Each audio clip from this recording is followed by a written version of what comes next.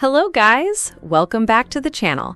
So I have to be honest, I really don't know what to make of all this. At this point, I'm probably just going to save my full game reaction until tomorrow because, let's face it, how many people are actually interested in a reaction when Caitlin Clark wasn't even able to play under these circumstances? If she had simply been dealing with a normal back injury, that would be one thing. But that's not why everyone is talking. Fans just watched Caitlin Clark take some very physical contact, and now she's officially unavailable. Former NFL reporter Michelle Tafoya didn't hold back either. It happened an assault on the basketball court. Those comments have only added more fuel to an already heated debate surrounding Caitlin Clark and the way these situations are being handled. Honestly, I'm still deciding whether I'll even do a traditional reaction to this game.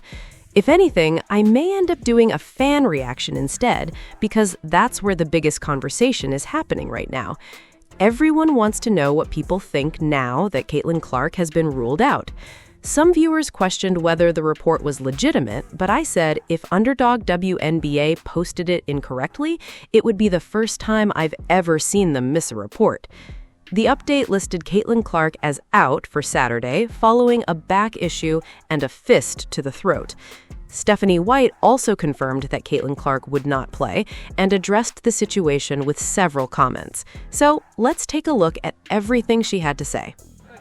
I guess just first off, how is Caitlin after Wednesday? Do you have any updates? Yeah, she's okay. She's gonna be out on Saturday, but she's doing all right. Do you have any indication right now of how long she will be out? No indication. Obviously, it's a good time because we have all week next week, so we'll take this opportunity just to get her treatment, get her healthy, get her back on the floor, and see what happens. I mean, it's the same thing. Long-term health and wellness is the most important thing. Consider this precautionary. Like, is there any chance she could have played tomorrow? Or is there pain? How would you describe the decision? Yeah, I mean, I just think that, again, we want her to be healthy, physically, mentally, emotionally, all the things. And, I think it's important to remember, again, when you've gone through injury and the traumatic aspect of injury, especially that she had last year, it's ups and downs, physically, mentally, emotionally, and making sure that she's 100% ready to go is the most important thing. And her taking care of that is priority for us. I gotta tell you, we are dangerously close to this league getting boycotted. That's where we're at. I saw rumblings of a boycott yesterday from a legitimate Caitlin Clark fan base across the board, not watching the Indiana Fever tomorrow night. Not watching it. Just to send a message to the league and to the Indiana Fever. Because, Kelly Krauskopf, the team president, came out and celebrated the one-game suspension and thanked the WNBA. Kelly Krauskopf, you're a coward. All right? So's Amber Cox. So Stephanie White. At what point are y'all going to get angry and be like, one game is a freaking joke? A one-game suspension is a joke. Alyssa Thomas should be suspended a minute. The appropriate response was anything between 10 games and the end of the season. Just get the bleep out of here. We don't need you. What in the big course of WNBA history and in Business 101 is Alyssa Thomas to anybody? Nothing. Hands down. But once again, you got this incestuous, intertwining, leg scissoring amongst members of the league. I mean, hell, Stephanie White's her old coach, for Christ's sakes. Everywhere Caitlin Clark turns, it's agenda, agenda, agenda in her face continuously. This is Stephanie White on her having coached Alyssa Thomas previously. Yeah, I mean, I think that I didn't see it in real time.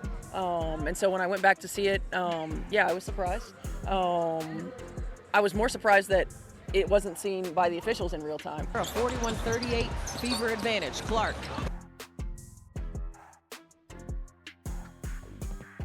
Defended by Hell, lost her footing. Yeah, I mean, there's a level of physicality that they're able to play with against her. I knew it as an opponent. I'm sorry, but when Stephanie White comes out and says, I didn't see it, I just have a hard time believing that. The first thing that comes to my mind is, that's a lie. I simply don't buy that explanation. That's my reaction. No Caitlin Clark, no party, Dave Portnoy reacted, and so did David A. Clark Jr., the retired sheriff from Milwaukee County. He shared his own opinion about how Caitlin Clark has been treated since entering the WNBA, comparing it to other historic moments in sports and arguing that the league has failed to protect one of its biggest stars. Now people are openly talking about a boycott. This game is on CBS in prime time, and many fans are wondering whether the television ratings and attendance will suffer without Caitlin Clark on the floor. I'm sure CBS is thrilled. If I was CBS, I'd have my entire foot and leg up Kathy Englebert's ass, to my knee. Serious. We paid up. We gave you money for a media rights deal to watch Caitlin Clark. Period. Notice I didn't mention any other athletes. For a lot of fans, this feels like the cost of supporting a league that they believe isn't doing enough to protect its biggest stars. Many people are saying they have no interest in watching the Indiana Fever without Caitlin Clark on the floor. Others have gone even further, saying they won't tune into any Caitlin Clark game if she's forced to sit out because of situations they feel could have been prevented. Across social media, the word boycott keeps coming up. Whether it actually happens or not, it's clear that frustration is growing. A lot of that criticism is being directed towards Stephanie White, with fans arguing that her comments have only made the situation more controversial. Some have even speculated about whether Caitlin Clark should eventually seek a trade from Indiana, although that's simply fan discussion at this point. The bigger concern for many supporters is that they don't want another season filled with the same conversations. They want to watch basketball, not constant debates over physical play, officiating, and player safety. Covering that week after week can become exhausting. If everything goes as expected, Caitlin Clark could return around July 5th, but right now, the focus remains on her absence. Considering today is June 26th, this story continues to dominate headlines and social media. Every major sports personality seems to have weighed in, and the discussion isn't slowing down anytime soon. Tell me what you think in the comments below. Don't forget to like, subscribe, and stay tuned for more updates.